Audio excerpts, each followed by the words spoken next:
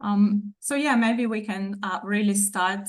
My name is Dr. Kaya Antle. I'm the chair of AIAA Melbourne Section, American Institute for Aeronautics and Astronautics.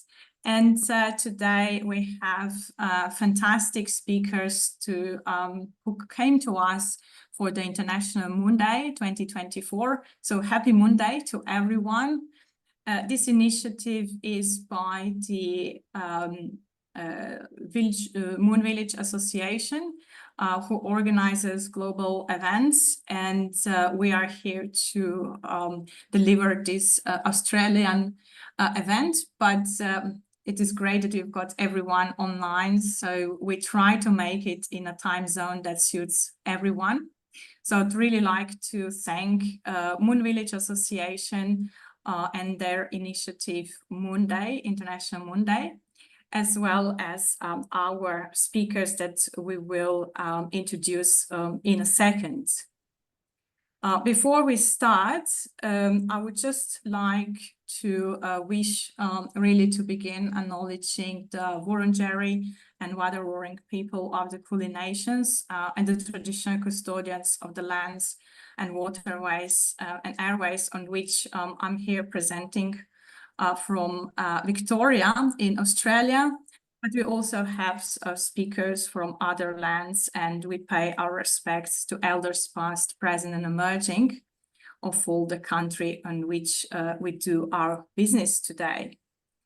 So let's go and dive deeper into our program today.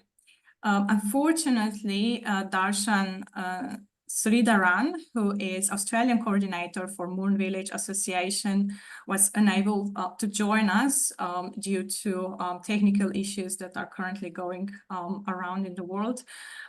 But we took this opportunity to welcome and to give a little bit more info on the International Moon Day. There is an International Moon Day website that you can find other events around the globe. Some of them are in person, some of them are online. So first, I would like to introduce my colleague, Frank Papa, who is Vice Chair of the AIAA Melbourne Section, who will give us a little bit more information of what we do in section. So Frank, the floor is yours. Thank you, Kaya. It's great to have you organise and MC our event today. The American Institute of Aeronautics and Astronautics, AIAA, is the world's largest aerospace technical community, with nearly 30,000 individual members from 91 countries and 92 corporate members. AIAA brings together industry, academia, and government to advance engineering and science in aviation, space, and defence. That's quite a large group. For more information, just go visit their website, www.aiaa.org. AIAA has 57 sections throughout the United States and the world.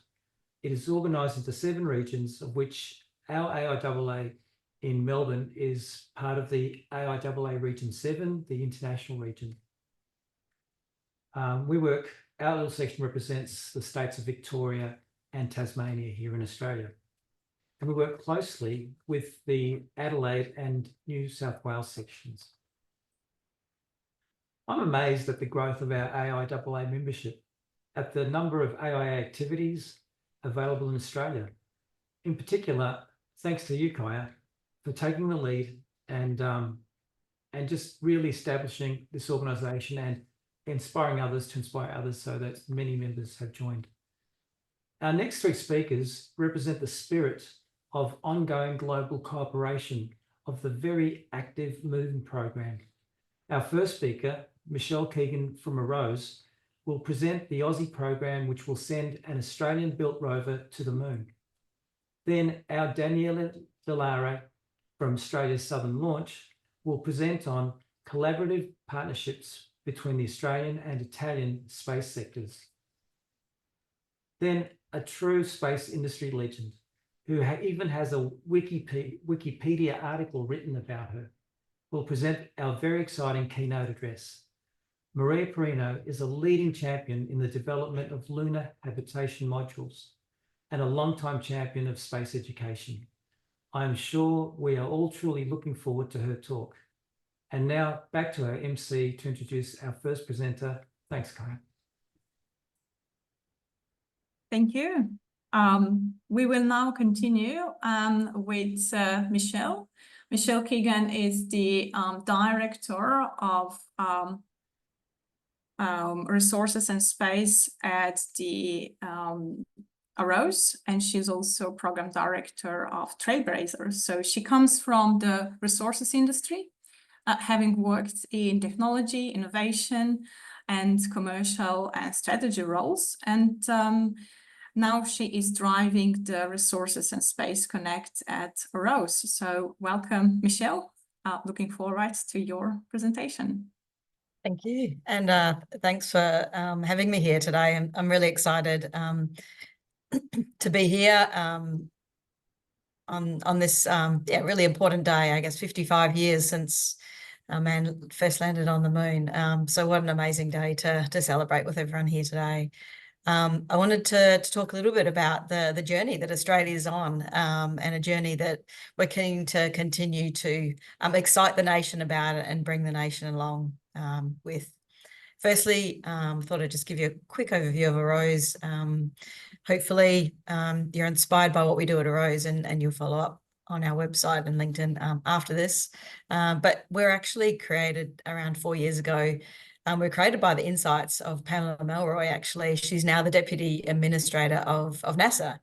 She saw what we do really well here in Australia, predominantly up in the mining sector in the northwest of Australia, where there are multiple robots that kind of move dirt around every single day. They move iron ore around via the trucks or trains. Some companies alone move over 1 billion tonnes of material via those robots. And so she was inspired by that, and she said that we should stand up an organisation that can take advantage of that and can take that capability to the moon. The idea being that we create a consortium approach so that we can enable multiple companies from across Australia to come together to go after large missions like Trailblazer, which is Australia's first lunar rover, or will be Australia's first lunar rover. But we do this with many organisations, and our founding members come from the academic sector, Curtin University and the University of Western Australia, and from industry, from Nova Systems, from Fulgro and Woodside. And we have many other organisations that we partner with today, not just from the space industry, but from the resources industry. We have a number of STEM partners. For us, we're really focused not just on taking that capability from what we do really well here on Earth and Australia to space, but we also really want to help grow the ecosystem, the space technology companies that continue to grow in Australia. And we want to grow capability across the nation as well, through schools, through universities, and through graduates. We also have a number of people around us to help guide what we do, and that includes people from the resources industry, that they represent a number of different companies to help bring their capability into our rover design, and then a number of other people from across the space sector and our Space Council. But enough about AEST, and more about Trailblazer. You all know that the Artemis Accords are in place across many nations around the globe now. They continue to grow with the focus really on building a sustainable presence on the moon that will enable us to eventually get to Mars, will enable the world to get to Mars. So AEST, with the funding support of the Australian Space Agency, is designing Australia's first lunar rover. We're one of 2 consortiums to be doing this right now. We're about to conclude, actually, the first stage of that design, which is a preliminary design of the rover. We've got many people on board to help do this, not just from our base consortium, but from other companies across Australia and the globe. And we also have other STEM partners with us to try and ensure that we can share this opportunity with everyone. But we'll go to space. I think many of you will really understand this already, but there are so many space technologies, so many technologies that we benefit from every day. They've been designed as part of different space exploration missions, and I guess what's happened from having to design for these extreme environments, from these harsh environments, has meant that there are technologies that have been developed that can be not just used for space, but also to help us here on Earth. Some of the examples here today, and satellite imagery and comms, you would all be aware of, as with GPS tracking. There are a lot of robotics companies that also come out of the technologies that have been developed for space. So this is one of the reasons why we go to the moon and why we go to space, is because of the technology advancement. But there are other reasons why we go to the moon as well. And one of those is so that we can learn more about Earth. I guess the moon has been our partner for many, many years over time, and the moon has really observed everything that's happened on Earth. And so many from NASA and around the world would say that we in fact go to the moon so that we can understand more about Earth. So why should Australia be building the first lunar rover under the Artemis Accord with NASA? Well, as I mentioned, Pamela Malroy saw the capabilities that we have right here in Australia in remote operations.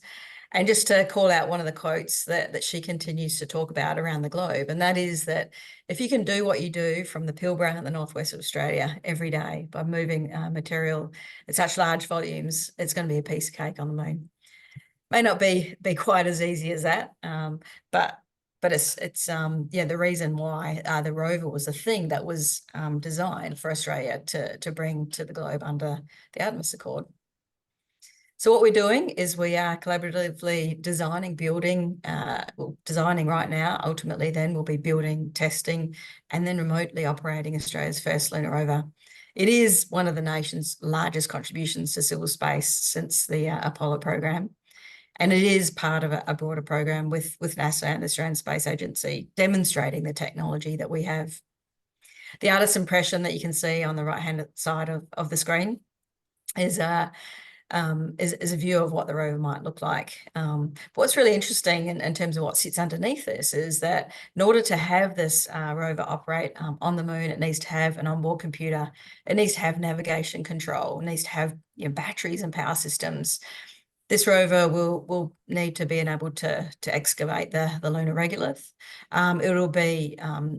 Will have some level of automation, potentially some level of sensing, and also communications that will be required for that rover to communicate back to the lander and then back to Earth. The intention under a rose is that this rover will actually be operated out of the Perth CBD. There's a mission control centre that already sits here in Western Australia. It's called SPARC, which stands for Space Automation, AI and Robotics Complex. And that has already helped support one of the recent lunar missions that went earlier this year. But what else are we doing differently? We're bringing the resources sector with us. We don't just want to be recognised for what happens in the resources sector, but we truly want to bring them to the party. And so what are we doing? We're connecting the Australian mining and space ecosystems right through the rover journey. What we see, the opportunity for some of the technology companies in the mining sector is that they can build capability from learning about what happens in space. They can start to partner with space companies. We're also building capability across the nation via schools programs that we have that helps support children, 5 to 10, and then also a Milo program which supports undergraduates at TAFE, at university, and those in the industry already. So ultimately, what we're doing is building the collective infrastructure for the Australian space, mining technology and mining ecosystem for the future. It's an exciting journey, and really excited to be here to be able to tell a little bit more about that to you today. Thank you, Michelle. Thank you, Michelle. That was fantastic to see what is going on in Australia. Our next speaker, Daniele Delari, who is a sales manager at Southern Launch, which is an Australian company, and he is based in Europe, which is a great segue to talk a little bit more also about Australian, European and Australian Italian partnerships in space exploration. So Daniele, it is your turn. Thank you, Kaya. Thank you very much, Kaya. Thanks, everybody. Good to see a lot of friends online. When Kai and Frank gave me the task to talk about Italian-Australian collaboration, I started to do some research. Obviously, I have some of my favorite programs, and I thought, that there is a lot, and if you search online, there's a lot that Italy and Australia have been collaborated on, and some of them, if you go back on the early days, they go through the US, same as nowadays. The Artemis Accord, both Italy and Australia signed the Artemis Accord with the US, so Italy and Australia will collaborate via the US. And same was the first program that Italy and Australia collaborated on, which is the San Marco program. So we're going back to the early days of space. We're talking a program that started in 1964 and ended in 1988. So a collaboration that marked Italy's entry into the space exploration, launching scientific satellites. And during that period, Australia was key to provide the tracking support through the ground stations, and part of that was through the Woomera test range in South Australia. So significant tracking and telemetry provided by Australia for an Italian-American mission, which had the goal to conduct research into the atmospheric physics and understanding better the Earth atmosphere and ionosphere. So move forward on that. We have a lot of missions, and because of the limited time, I had to pick some of my favorite ones. So start with my favorite one, which has a very very strong connection with Melbourne, where Kaya and Frank and others are, and where this AIAA section started, and the mission is a satellite called Spirit. Spirit stands for Space Industry Responsive Intelligent Thermal Satellite, and it's a cutting-edge project that was developed between Italy and Australia, initiated about 4 years ago, led by University of Melbourne in collaboration with the Italian Space Agency, and a lot of industry partners, including Neumann Space and others in Australia. And the mission was launched last year, carrying an instrument called Hermes. The Hermes instrument can locate gamma ray burst and gravitational waves, so that you can locate astrophysics events such as merging neutron stars or merging neutron stars with a black hole. And when these events happen, there's a gamma ray burst, there's a gravitational wave, and just this little satellite can actually locate that and measure that, so that bigger telescopes and other instruments can actually look into the right location. So it's a small set that allows huge scientific research. Another project that I wanted to highlight, and it's to do with the Lunar Gateway. So the Italian, Italy and Australia both contribute to the Lunar Gateway project, which is an orbiting outpost that will support future lunar missions. And Italy will develop the habitat and the service modules. And Thales Alenia Space Italia plays a significant role in this development. So I'm not going to steal Maria's thunder, because this may be one of the missions that Maria will tell us more about. And there are also lunar surface missions that we will see joining Italy and Australia on opportunity to collaborate on lunar surface missions. There's another project that I wanted to highlight. Again, Thales Alenia Space Italia played a significant role on this one, which is the Cosmos SkyMed collaboration. So we're talking early 2000s. We talk about an Earth observation satellite constellation developed by Italy for disaster response and security application, and Australia have been a high user of this constellation. So again, the contribution of Australia, in this case, be it financial, as in making this happen, providing providing the customers, let's call it, for this mission. And another one is the SkyMaster satellites. So these are satellites that were two satellites, the SkyMaster and SkyMaster 2, that form the Australian National Broadband Network. And again, these satellites were built by Thales Alenia Space. So Thales Alenia Space was the prime contractor responsible for design, manufacturing, and integration of these geostationary satellites. So building really a bridge into the high-speed broadband services across Australia. There are many, many others projects that the time is not going to allow us to talk about more of them. But I'd like to close this part before introducing Maria with one thing, highlighting one thing that Australians often forget, that Italians, same as many Europeans, love visiting Australia, love learning from different cultures. So there's really an opportunity here for Australians to embrace and make sure we collaborate more, because we have a lot to learn from each other. So that's what I'd like to close this section with.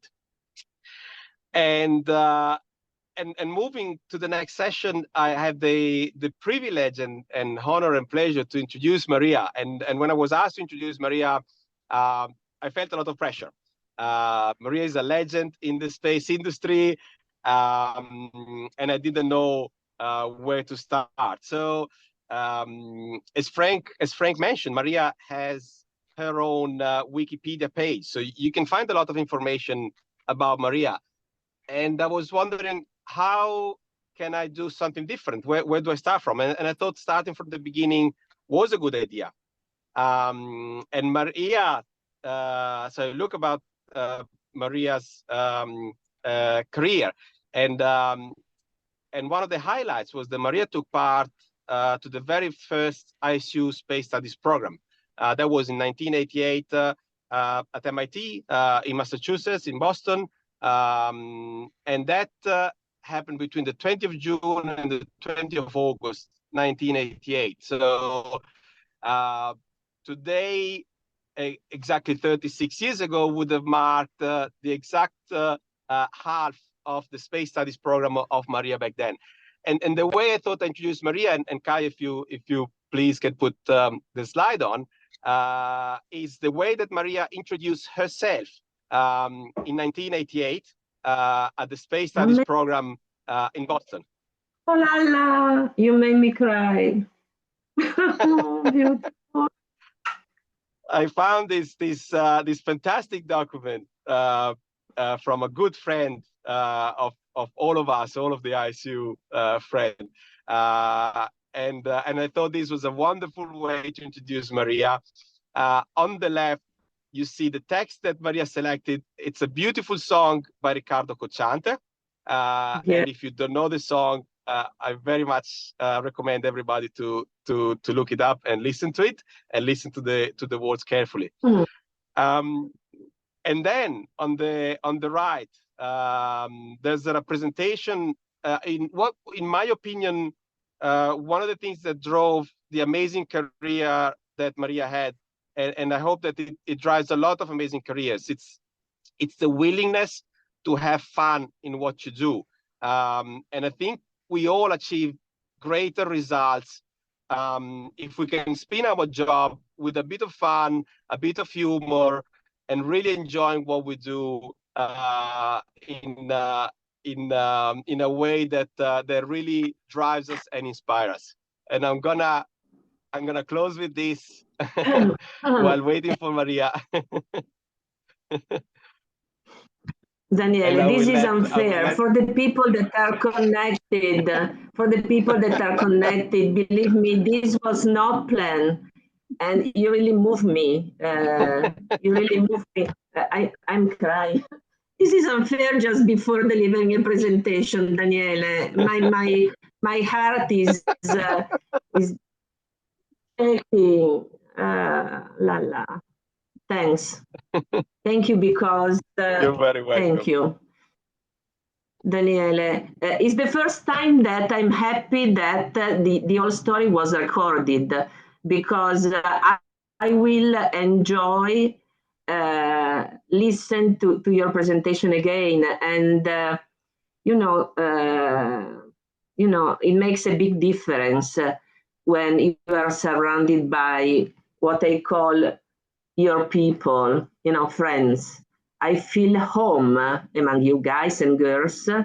My understanding is that many of us, we have many things in common. We love space. We are, good human beings. But another common denominator, many of us attended ISU. Many of us fall in love with the richness, the opportunity to meet people from all over the world. So I keep reading messages, 100% Maria. Yes, this is 100% me. So I will not be official. I will simply be myself. First of all, happy International Moon Day to everybody. Because if we are connected on Saturday, it's because we all love life and the moon, for sure. So let me start. I need to read what is going on. Esther keeps writing, and yes, and Graham and everybody. Okay, now I focus on the presentation. I anticipate that I will lose the track of time. So when you have enough, Kaya, you are the master ceremony person. Just stop me. Oh, good. Okay. To go. Okay. Now, let me just understand if you see the presentation. Not yet. We're still waiting for you to share the screen. I did. It's not working? It's not sharing. Okay, good. Yeah. Share. Okay. Something coming through. Okay. Perfect. Lovely. You see the title, Works in Progress. I chose it yesterday because, in fact, there are many, many things ongoing all over the world, not just today, because, we want to celebrate at international level our beautiful satellite. It's thrilling, happening all over the world that things are in progress because we want to bring the moon closer. And this is what I like to share with you. As Daniele showed, since decades, my professional life has been tied, has been linked to the moon. And I cannot tell you how much I'm happy to see that things are really coming into reality. We are really going back. We are really going back. And I work for a wonderful company, Thales Alenia Space, that, as Daniele briefly mentioned, is really, we are doing our best. We are working a lot to make this dream come true. Maybe not all of you knows us. So first of all, you are more than welcome to come and visit us in Torino. Thales Alenia Space is a huge French-Italian space company. We are a so-called prime contractor, and we envision and we treasure working with small and medium enterprises all over the world. In our company, we can provide spacecraft for, as I like to say, any specific orbit. Satellite for Earth observation, mentioned by Daniele, for telecommunication, for navigation, But in Torino in particular, and you see the yellow arrow here, we master exploration and science. So if in the future you want to, you want to have your little house somewhere in the moon or even in transit to Mars, well, you should knock our door, because this is what we like to do.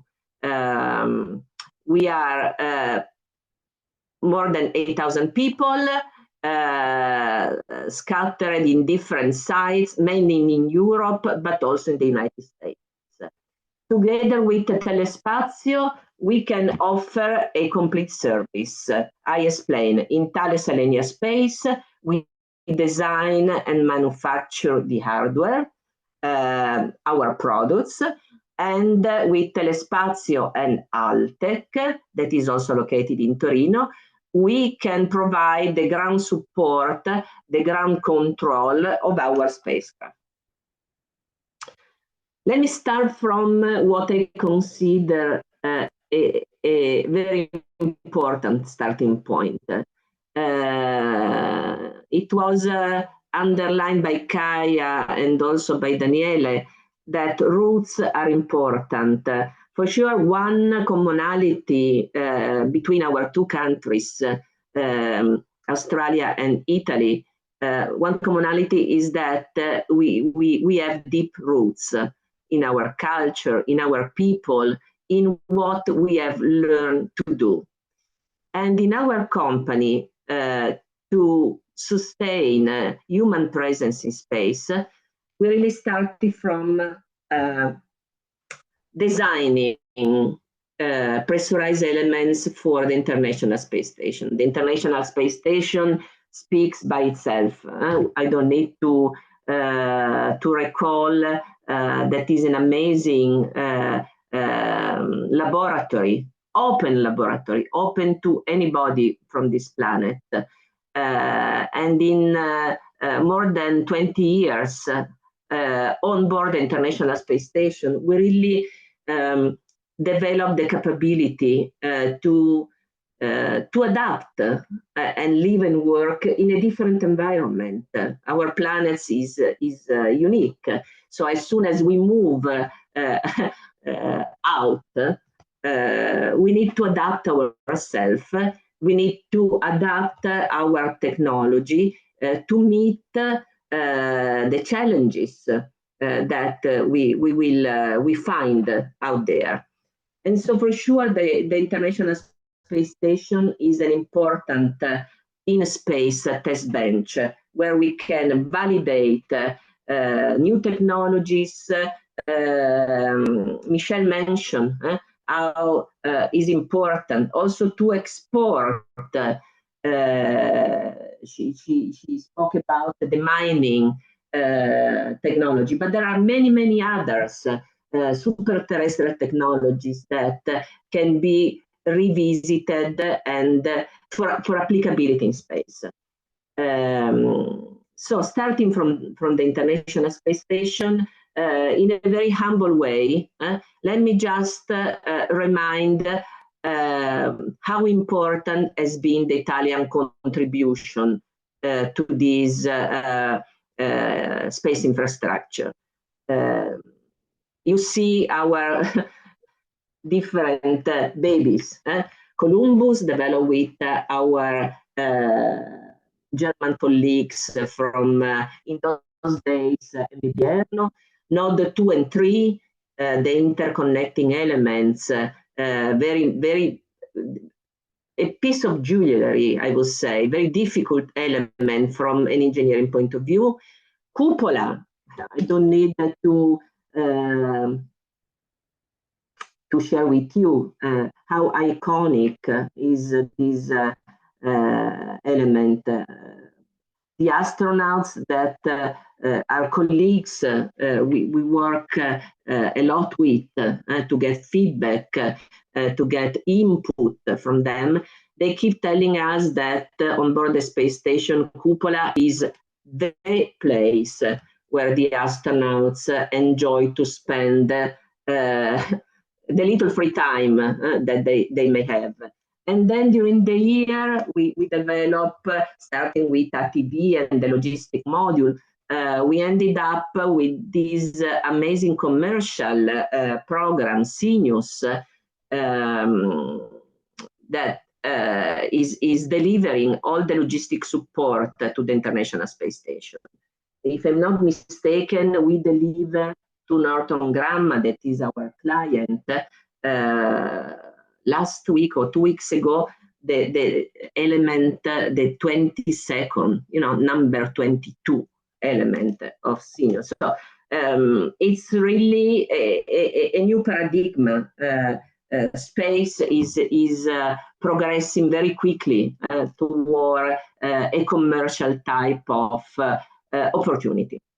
A little bit of statistic, out of 135 shuttle flights, more than half of them carried on board hardware that was developed in Torino, either as big elements or scientific payloads. And so the natural evolution of this capability is to look a little bit further.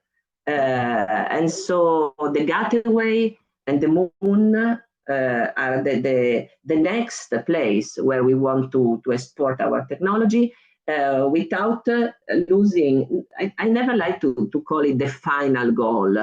The next goal will be Mars, and then there will be many other goals that will follow. And so, briefly mentioned by Daniele before, there is indeed an imperative intention to go back to the Moon. But why? Why humankind is looking again at the Moon? So in these charts, I just mentioned few of the many answers. For sure, there is a strong scientific value. By studying the Moon, we will learn a lot of things about our planet. Moon is very stable from a seismology point of view. So we can position their beautiful telescope in the far side of the Moon. Those scientific instruments will not be bothered by all the communication garbage that we produce. So for sure, Moon as a laboratory, yes, please, we want that. Another important reason to look at the Moon is because the Moon is rich of resources. For people that may have, a quick look, Moon can seem only gray. Moon is full of colors. Colors meaning different elements. There is a lot of oxygen, not in the atmosphere because there is no atmosphere. But the oxygen, we know how to extract the oxygen from the regolith. There is a silicon that we can use to produce photovoltaic arrays, iron, aluminium, even a little bit of helium-3 that could provide interesting elements for nuclear reactor back to Earth.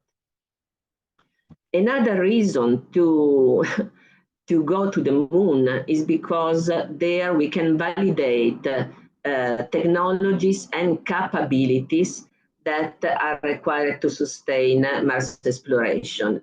Technical stuff is not enough. Yes, we will need propulsion. Yes, we will need power. Yes, for sure we will need the radiation protection. Yes, but when I mention capabilities, I mean that the Moon will allow us also to validate how the human being will react far away from home. So physiological and psychological issues will benefit from having a possibility to study them on the lunar surface. And also Moon and Mars could be indeed two interesting places for humankind to, to establish a human outpost. Easy to go back? Not at all. Not at all. In the last years, NASA and ESA had to develop a new transportation system. The important element of this new space launch system is the capsule Orion. So back to the moon with Orion. Beautiful collaboration between NASA that provides the capsule and ESA that provides the European Service Module. Again, Thales Alenia Space, together with Airbus, is in charge of key subsystems, propulsion, electrical power, thermal control, and consumables. Is this just a picture? No, because in fact the first Artemis 1 fly already occurred and was a huge success, was launched end of 22 without people on board. The next mission, in fact, is planned by end 25. This time there will be 2 astronauts on board, but only for a lunar flyby, so no landing yet. Next mission in calendar, Artemis 3, for a 7-day mission, finally, on the lunar surface, 2 people. Hopefully, if no further delays, we'll announce we should be there by end 2026. So this is the transportation. Okay, but when people will arrive in the vicinity of the moon, they will need a place. They will need a place to welcome them, and we are building it. So the Lunar Gateway, a much smaller infrastructure with respect to the International Space Station. For comparison, you see here that the overall mass of the Gateway will be around 50 tons, while the overall mass of the International Space Station is over 400. It will not be permanently inhabited, but will be visited by a crew for a short stay. But that will be an important location from where people will be able to land on the lunar surface. The initial 2 elements, the HALO small habitation module, together with the power and propulsion module, will really be the beginning of this new important space orbiting infrastructure. Guess who is building the primary structure of HALO? In fact, I was wrong. I used the wrong tense. We finished building HALO. The primary structure is done, is ready. We produce it in Torino, and we are currently checking, performing all the tests to validate that everything is working beautifully. So again, HALO ready. We deliver it to Northrop Grumman. Our company is in charge of the primary structure, of the micrometeorite protection, the HIS, and the pressure control system. Launch day 2026. So not in 10 days, it's really in a few months from now.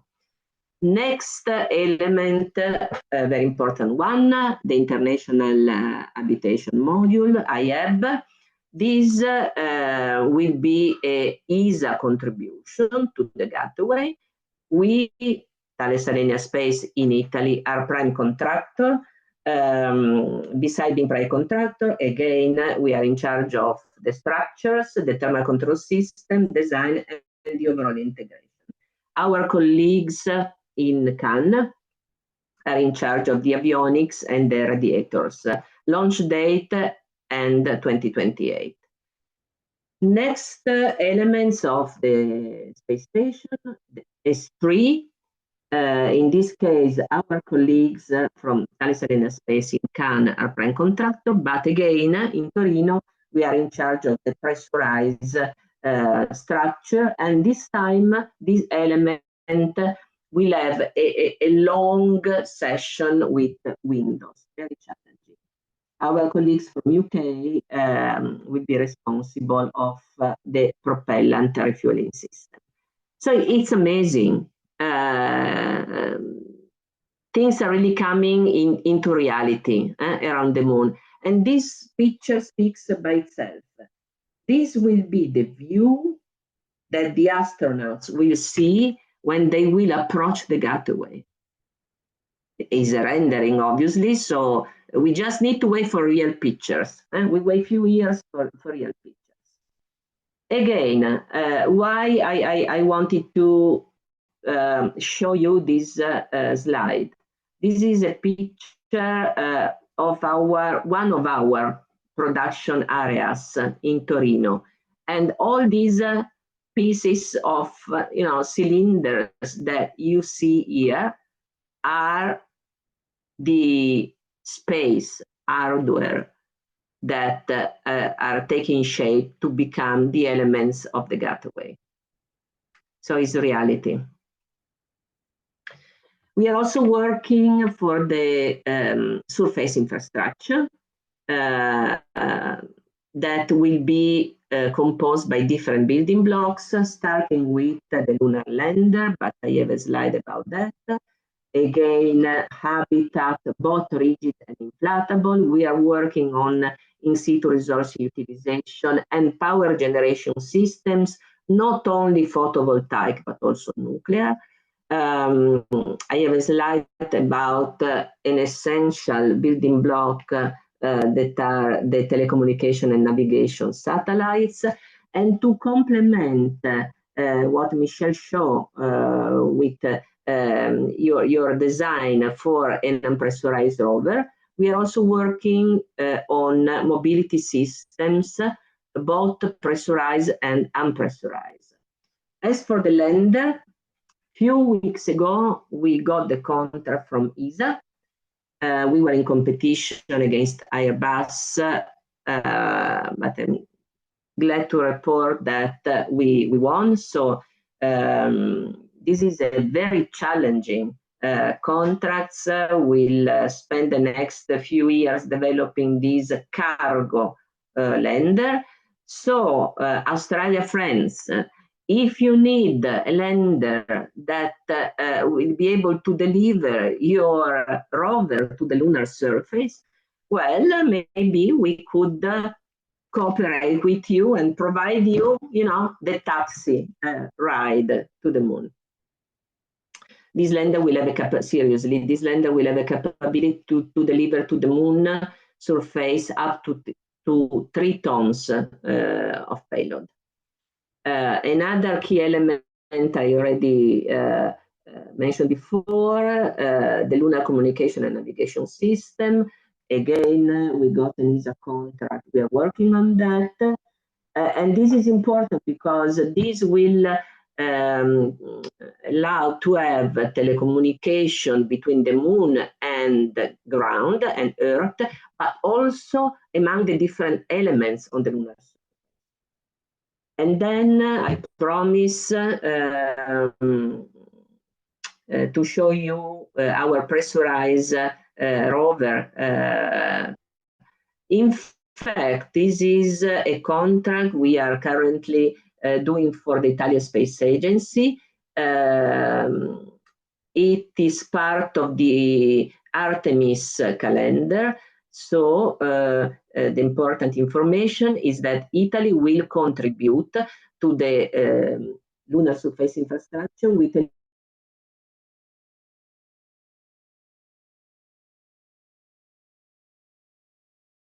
moving capability. Some slides about other pieces of technology. So not only rigid pressurized module, but also inflatable or better expandable modules. Again, the rover system, a rendering and a real mock-up that we are using in our Mars yard to study the mobility system in rough terrains, both on Moon and on Mars. We also work in greenhouses. 2 years ago, we had our Eden project tested in Antarctica, in the German Antarctic base. The system worked beautifully, and we produce salad for the crew standing there. So many challenges. It's not easy to design for elements for moon surface.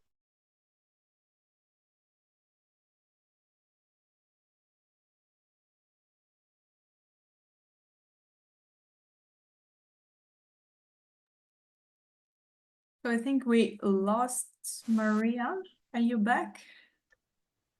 I am back. So you lost me since when? You were talking about the challenges on the lunar surface. Okay, so it's perfect. So I was just pointing out that there are many challenges. Low So we gravity. lost our slide. Sorry, Maria. We can't Yes. see anymore. You cannot see anymore what? The slides. Ah, okay. Share the screen again. Share. I'm becoming almost an expert. Fantastic. I think something Tack. through. Perfect. And just amazing. We're back. Lovely.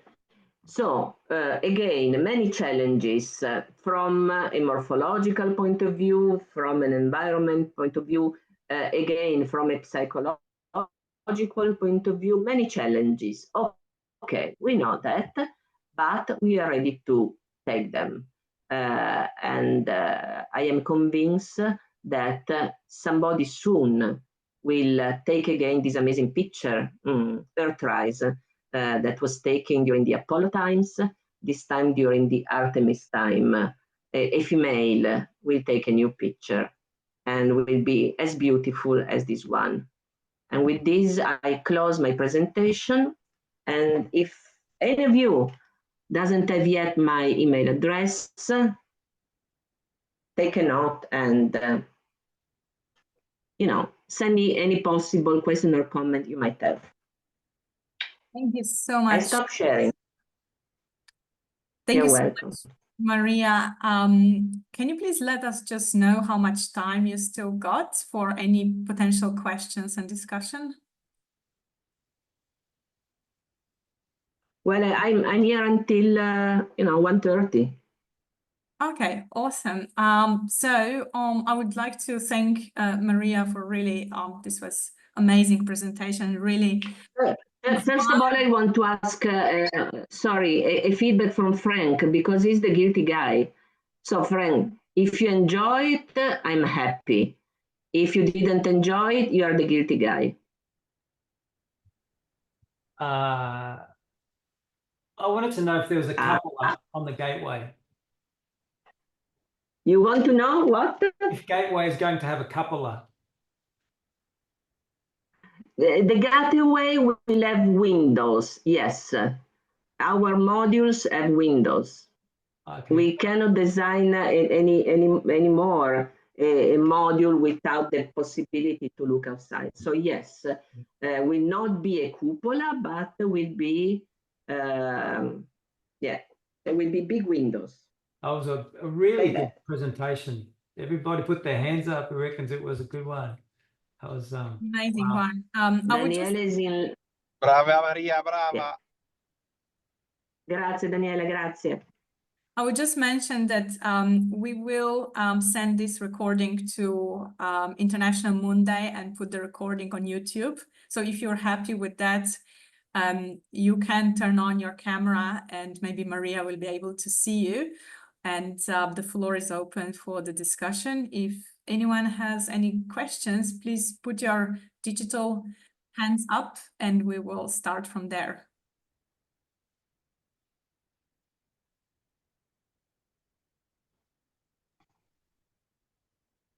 Any questions from Maria, Frank?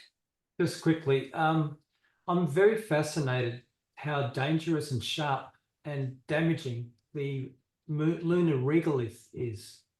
In your designs, Yeah. how have you taken that into consideration? Because I understand it's like millions of microscopic razor blades just scattered everywhere. Yes, Frank, this is a very proper question. So the answer is yes, regolith is a difficult baby to be kept under control.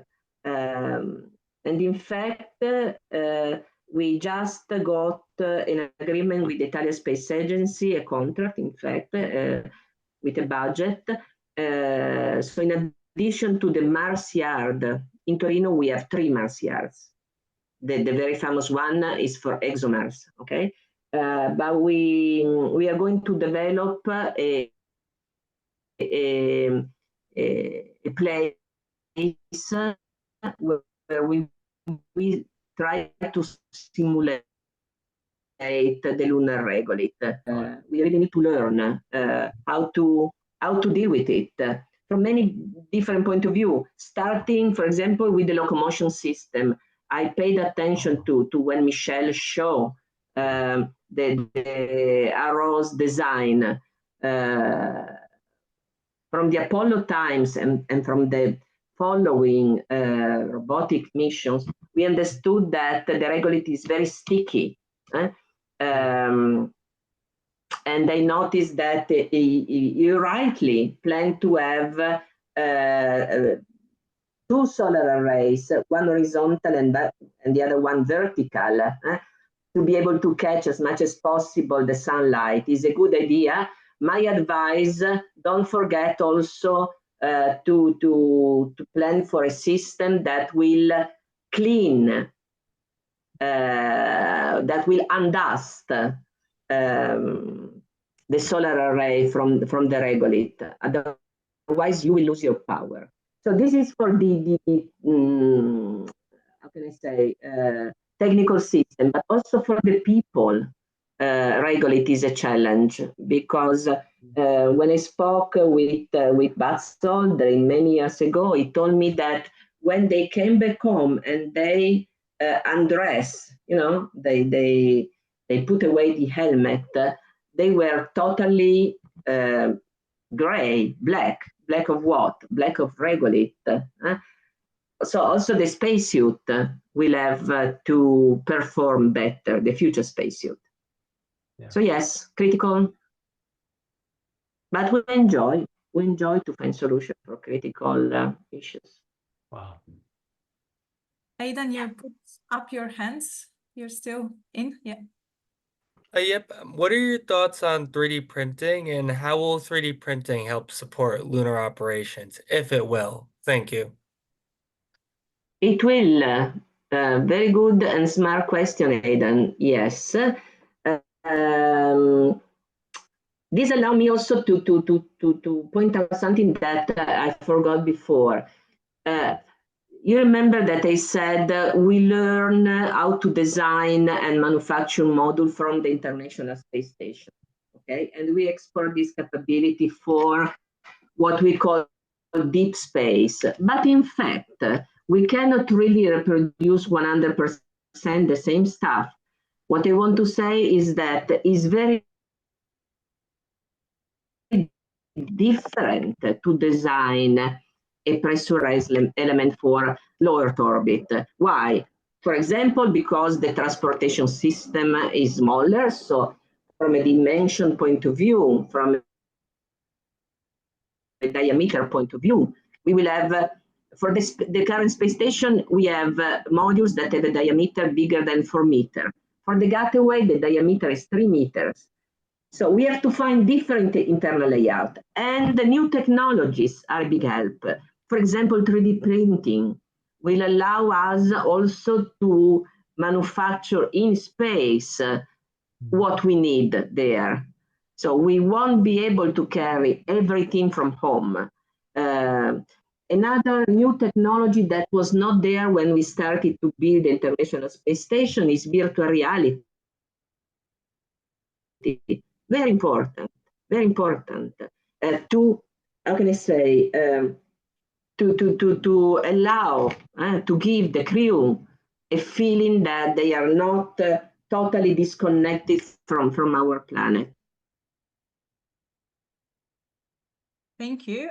You were just mentioning Artificial intelligence will be a big help. You remember that I said that the gateway will not permanently occupied. So during the period in between two crews, the system will have to take care of itself autonomously or in an automatic way. And so again, artificial intelligence will be a local brain that will help with all the housekeeping. So yes, Aidan. And also for the lunar surface, 3D printing will be used, I'm convinced, to produce radiation protection using regolith. We produce bricks, for example, that we will pile up, to cover our habitat. So yes, are you working in that field, Aidan? No, I'm actually a university student in the United States. I'm hoping to work in aerospace. What part specifically, I do not know. But thank you. Okay. Okay. Thank you. And you got a question? Yes, I do. Well done on a really good talk, Maria. I really enjoyed it. Thank you. All good. I'm a 14-year-old high school student, and I just wanted to ask, what is your view on having the habitats within lunar lava tubes or caves like the one that they recently discovered? Amazing. How old are you, Anne? I didn't get your age. I'm 14 years old. 14 years old. And you are so well informed that you know about lava tubes on the moon. Well, I could postulate that you could easily become one of the future astronauts that will walk on the moon. If so, please don't forget to send me a picture when you are there. But seriously, again, I believe that the lava tubes are a very promising features, morphological feature. And they are there on the moon, natural caves that are just perfect to host and provide protection, to host an outpost. Will that happen at the very beginning? I don't think so. I don't think so. I believe that the first landing missions with people on the moon will have to make it on the surface. But the technology again is making amazing improvements. So it's not science fiction to imagine that there will be robotic means that will start exploring and preparing the lava tubes. If you're interested, and you may find easily on the web beautiful pieces of architectural works on this opportunity. Thank you for the question. Thank you so much. Thank you. Do we have, Ed, please go ahead.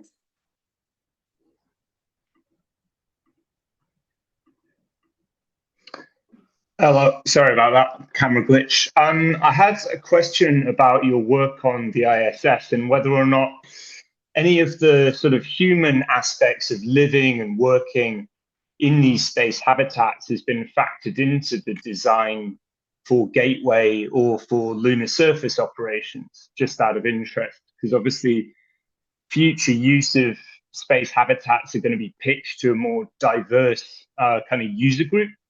And I'm just curious if any of that's been factored in. For sure, Ed. I briefly mentioned before that we work a lot with the astronauts, both at the beginning of a design, but also, how can I say, during the design, because at the beginning we like to collect the needs, the requirements, what they miss when they are on board the International Space Station, what they would suggest to improve a specific whatever, thermal control or viewing capability, any aspect. So that's for the requirement. But then along the process, we like to involve them to double check with us if from a man-machine interface, what we are designing makes sense. I can give you a small recent example. We have a mock-up scale 1:1 of a module for the Gateway in Torino.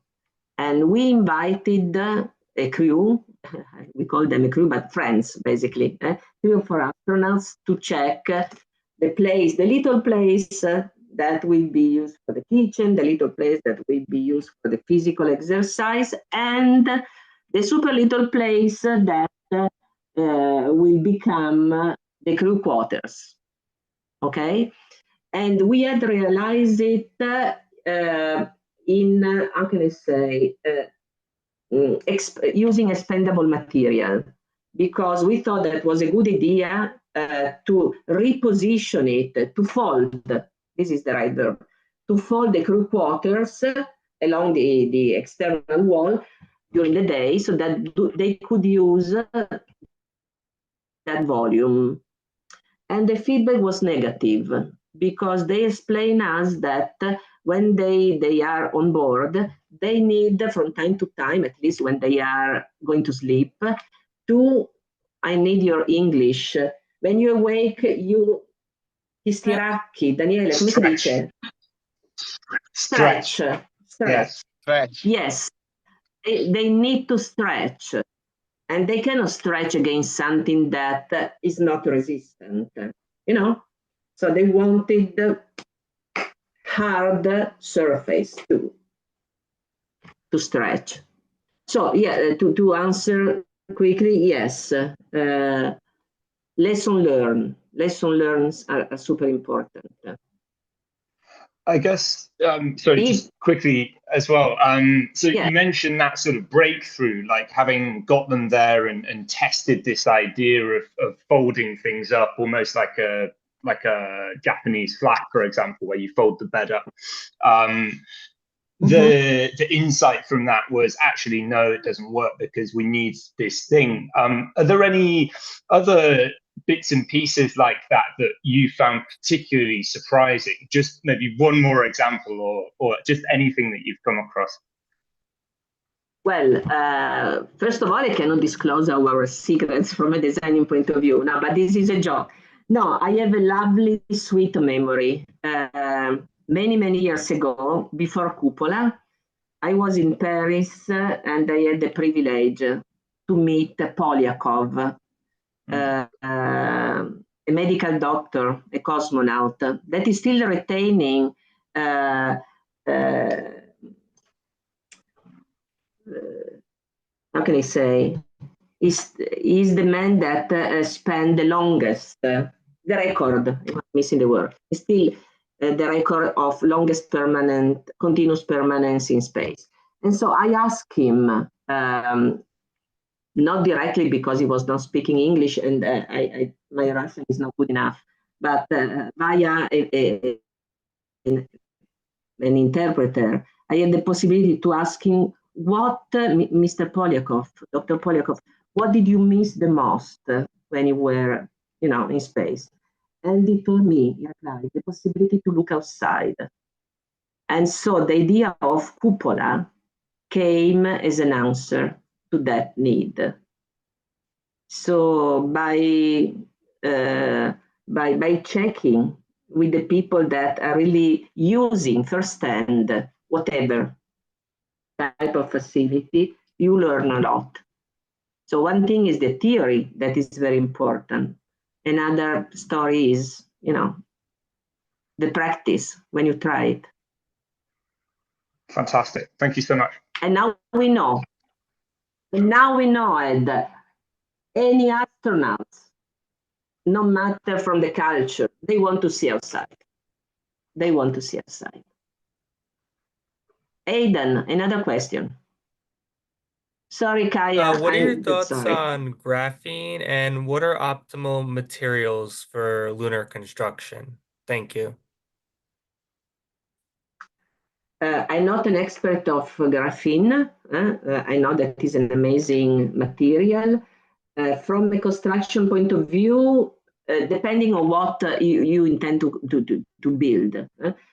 For pressurized element, we still remain with aluminium and inflatable multi-layer systems. I don't deny that we are also working from a research point of view by using 3D printing capabilities. For radiation protection, the intention is to use regolith as much as we can if you are on the lunar surface. In space, water. Water is a beautiful element. In addition, again, to the multi-layer system that will provide protection also against micrometeoroids. Yes, I believe that for the time being, we stay with this material. Do you have something in mind in particular, Aidan? If you ask this question, it's because you have something in mind. Oh, no, I just asked because I've done research with the material. Then we need you. Keep working, keep doing research and find amazing material that people like you guys, younger than me, will be able to use in a few years from now. Fantastic. Do we have maybe any questions for Michelle as well for the Australian rover and Michelle? I actually have a question for Maria. I think Okay, I have a question for you then. I think the Gateway is it's a really inspirational project, but it was lovely to hear Danielle talk about the beginning of your career, and I was just wondering, over that time, is there one project that is kind of the most inspirational project that you would love, like that you love to kind of remember and talk about? Would love to know. I mean, there's probably a lot for all different reasons, but is there one? Oof, yes, many. One connected to the moon. Many years ago, there was a wonderful Dutch astronaut, Wouter Bokers, who unfortunately passed away many years ago, that had a crazy idea to welcome the new millennium with a small robotic landing mission to the lunar South Pole. And we were a bunch of engineers, like in the jokes, one from England, one from France, one from Italy, me, one from Spain, really a bunch of crazy people. And we designed this mission. We spotted out the Shackleton crater ourselves before anybody else. We spotted out the peak of eternal light. We started to look for, money. The so-called crowdfunding was not a term known or used in those years, but we tried. We didn't make it, but that was a beautiful, beautiful dream. Another mission that is my heart is ExoMars. I was the first program manager of this mission. I truly believe that from a scientific point of view, it's an amazing mission. You know, the intention to be able to go there and drill. You mentioned that your AROS rover will have a drilling capability. Yes, the ExoMars rover will have a drill designed by Leonardo, so an Italian drill that will drill down 2 meters under the Martian surface, looking for sign of prebiotic life. Amazing. What is no longer amazing? The time frame.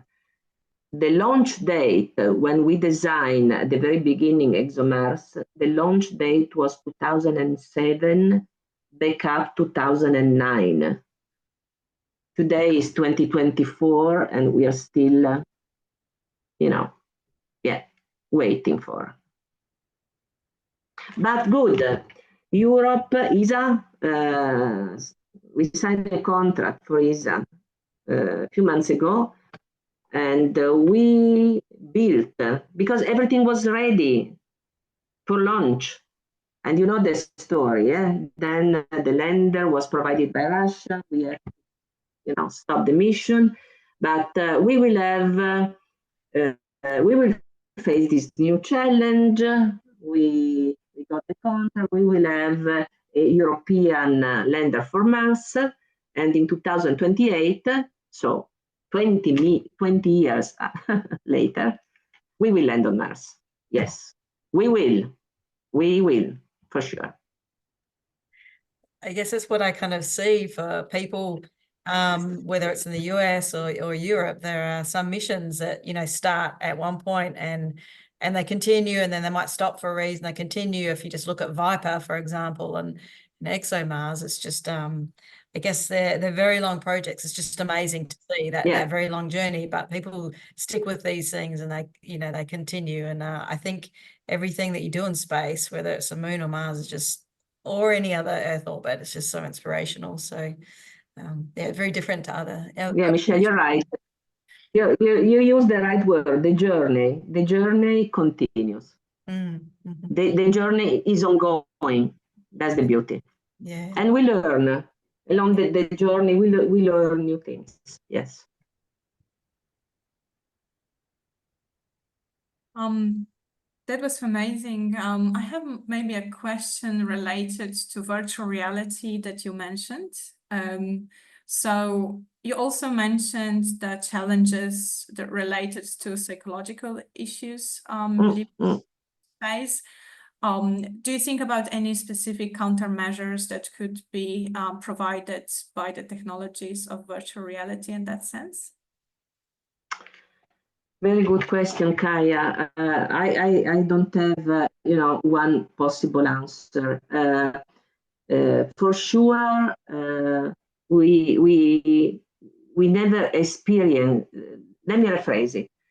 When people are on board the space station and they enter in cupola and they look outside and they see, you know, precisely what is the background of Michelle, you know, our planet, and they are able to recognize, yes, Italy is there. They won't be able to say Daniele or Maria is there, but they will be able to, Australia is there, France is there. So they will feel connected.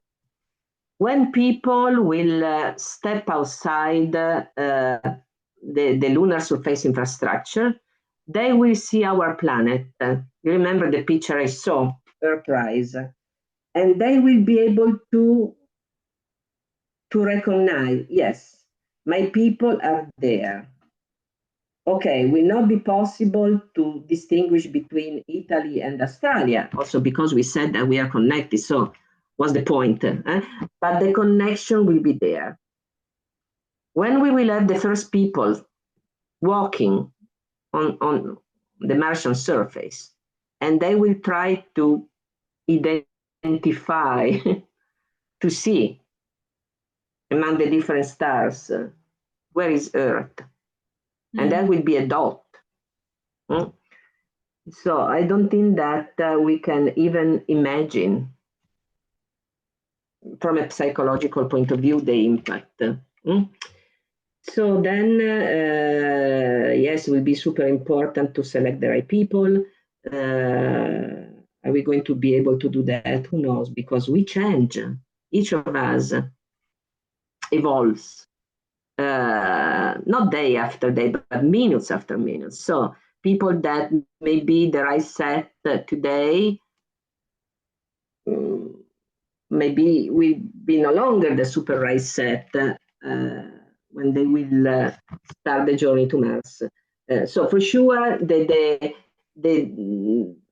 selection of the right ingredients from a human point of view is important, yes, but then will be important also to provide them as much as possible with sustaining stuff.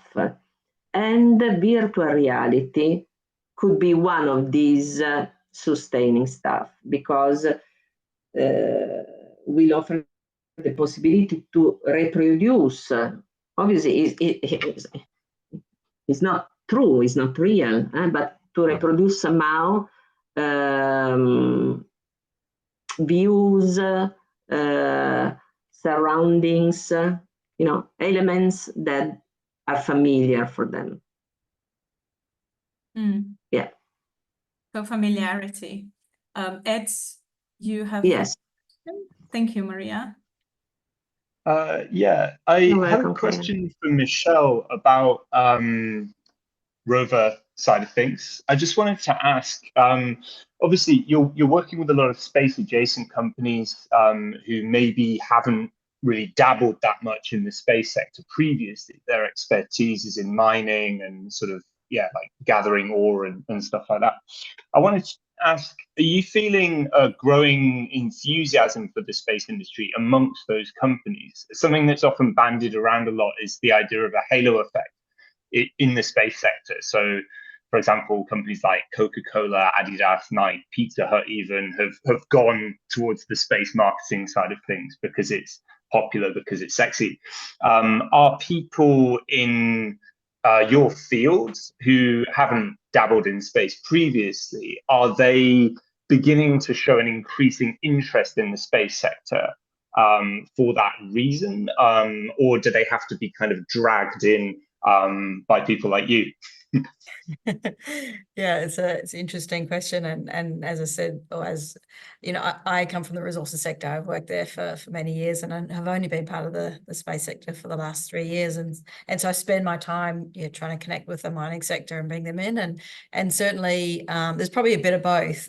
It is a really good question. There are recently I was actually able to bring there's probably about 15 people from Australia and South America to NASA to look at exploration and with NASA looking at how do they speed up and understand more about the subsurface of the moon. That the parallel need here on Earth is to understand more about the Earth so that we can discover critical minerals much faster, and so then be able to extract those to help the world with energy transition. And so there are, I guess, there are a lot of ideas kind of floating past each other, but there are a lot of things that connect as well. And I think you just look at the challenges on each environment. We really want to protect the moon. We want to minimize our footprint. It's the same on Earth. They are really remote, kind of harsh environments. Sure, it's not as harsh on the moon, on the Earth as it is on the moon. But it takes time before people, they're speaking different languages before they connect. And I think that's really what the time that I've been spending is to, start to increase around specific challenges and specific goals that we need to meet. Some of the work with the resources companies has been about bringing their knowledge about remote operations to the space sector. But there are many space companies that want to deploy their technologies on Earth across different terrestrial sectors, and robotics automation is just one. And you talk about VR, we talked about robotics automation. There are so many overlaps that I think if we want to be smarter about what we do and mining what we do on the Earth, we have to learn from what happens in space. And so it's going to take more time to get a certain level of investment, but yeah, definitely the interest is growing. Absolutely. That's great. Thanks a lot. One very quick one as well is, have you considered a livery design for your rover yet? The rover, I mean, the design is still kind of in place right now. The parameters are very, very small. It's a 20-kilogram rover. It's, you know, I guess the investment is small. It's, yeah, the scale is what it is. There is, you know, objectives around you know, some level of automation. So there are limits, and which, yeah. Maybe just a sticker for the time being then. Yeah. All right. Thanks a lot. Thanks, Michelle and Ed. Anai? I've just got a quick question for Michelle. Well done on a very inspiring talk. I've just got a quick question about the rover. Would you say that one of the objectives of the mission is to look for helium-3, as it could be used for a power source, as you were mentioning, to minimize our footprint and damage to the Earth? We have been looking at extracting helium-3 on the moon. So would you say that's one of the main objectives of the rover?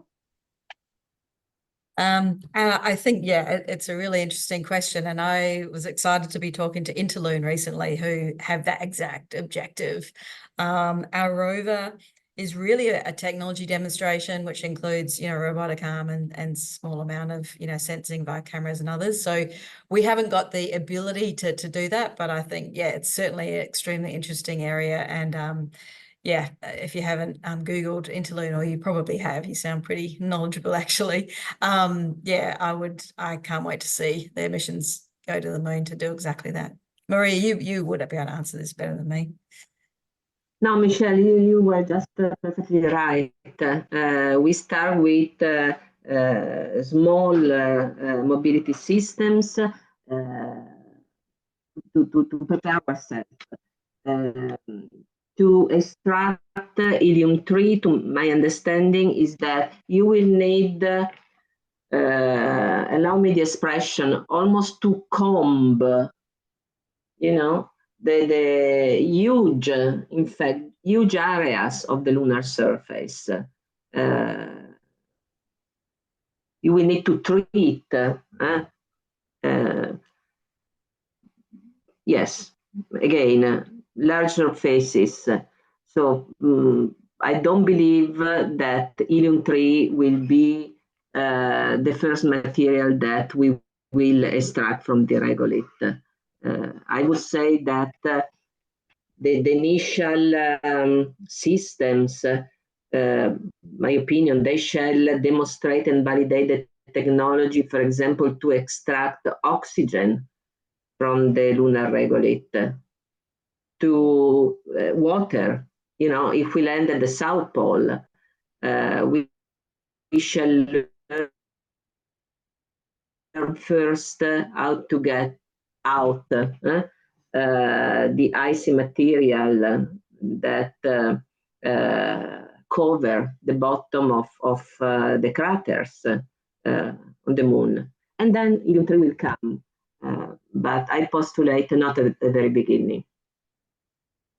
And again, I remember that when I was studying that, the author of the paper was saying that the extraction of helium-3 will be so wide, the areas will be so wide that we will be able to perceive the difference even from ground, using our telescope from ground, because we will change somehow the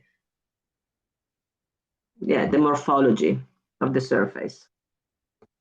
So it's not a minimum impact, unfortunately. Helium-3. Thank you very much. You're welcome. Thank you. I'm very cautious of our time, and I believe that everyone needs to go. I would just thank Maria first for this fantastic talk. And also I want to thank even more for staying with us so long and have this opportunity. And we're really honored to have you here live to No, I am honored. Thank you for inviting us. Really.